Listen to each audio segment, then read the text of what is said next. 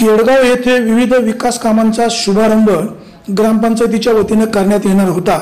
तथापि काही स्थानिक नागरिकांनी या कामाला विरोध केल्यामुळे ग्रामपंचायतीने सदर कामांचं भूमिपूजन पुढे ढकललं आहे। वास्तविक ग्रामपंचायतीने आम्हाला विश्वासात घेऊन या कामांची भूमिपूजन करायला हवी। ज्या कामांची उद्घाटन भूमिपूजन अगोदर झालीत त्याच कामांची पुन्हा भूमिपूजन का असा सवाल या स्थानिक नागरिकांचा आहे। याबाबतची बातमी विघ्नर टाइम्सने केल्यानंतर ग्रामपंचायतीने या कामांचं भूमिपूजन पुढे ढकलले असल्याचे समजते। Bureau report Vighnar times.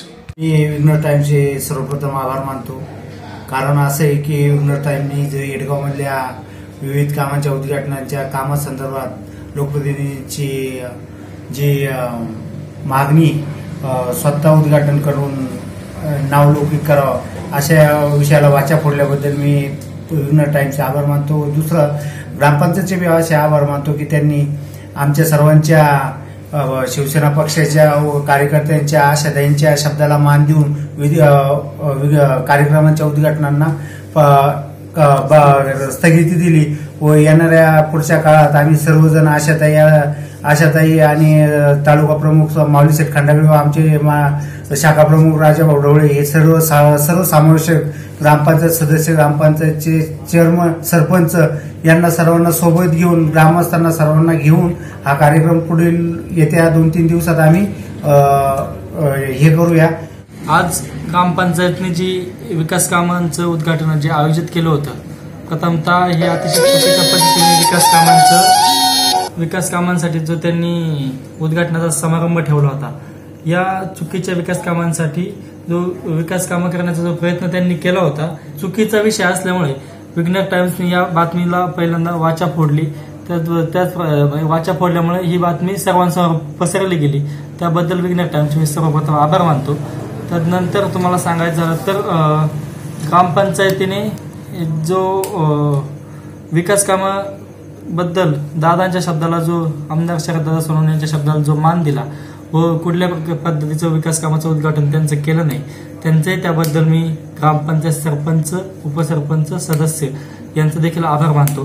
प्रथमतः जी विकास कामं ग्रामस्थांना आम्ही सूचित करू इच्छितो की आम्ही कुठल्याही पद्धतीचं विकास कामांमध्ये राजकारण करणार नाही, सर्वसमावेशक विकास कामं झाली पाहिजेत, ही सर्व आपल्या सर्वांची भावना असली पाहिजे। प्रथमतः सांगू इच्छितो की जी आज विकास कामं झाली होती, आमदार साहेबांच्या माध्यमातून जो विकास कामांचा जो फंड उपलब्ध झालेला आहे आपल्या येडगावमध्ये, अनेक रस्ते आहेत। येडगाव नारगाव रस्ता असेल 2.5 कोटी रुपये असतील।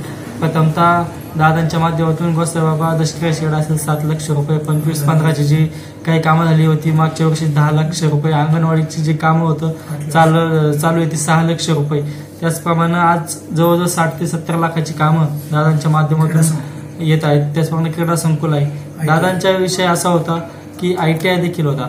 दादांचा विषय असा होता की सर्व विकास कामं आपण एकत्रित उद्घाटन घेणार, परंतु विकास कामं करताना याच्यामध्ये दादा देखील मला सकाळीच बोलले, आपण कुठल्याही पद्धतीचं राजकारण या निमित्ताने या ठिकाणी करणार नाही। स्थानिक प्रशासन म्हणून आपण ग्रामपंचायत असेल, त्यांचे सरपंच, उपसरपंच, सदस्य, त्याचप्रमाणे आपले जे स्थानिक कार्यकर्ते असतील, यांना सर्वांना विश्वासात घेऊनच आपण विकास कामं करणार आहोत। परंतु ग्रामपंचायतने आज जे चुकीचं काम, जे मेसेज पसरवण्यासाठी जो चुकीचा वापर केला, ते पण प्रतिनिधी आहेत, त्यांची पण इच्छा असते आपण एवढं पळून त्यांनी त्यांच्या बौद्धिक कौशल्यावर एवढा विकास निधी आपल्या गावासाठी दिला, त्यांची पण इच्छा असते ना, समजा आपणच त्या रस्त्याचा असेल किंवा आपण जे विकास कामं आपल्या माध्यमातून त्याचं उद्घाटन आपण करावं अशी त्यांची देखील इच्छा असते। परंतु हे त्यांना न विचारता जो विकास कामांचा घाट घातला होता तो चुकीचा होता। ग्रामपंचायतचे या ठिकाणी इथं चुकलेलं आहे। त्यांनी प्रथमतः दादांची जाहीररित्या माफी मागावी अशी आमची सर्वांची मागणी आहे।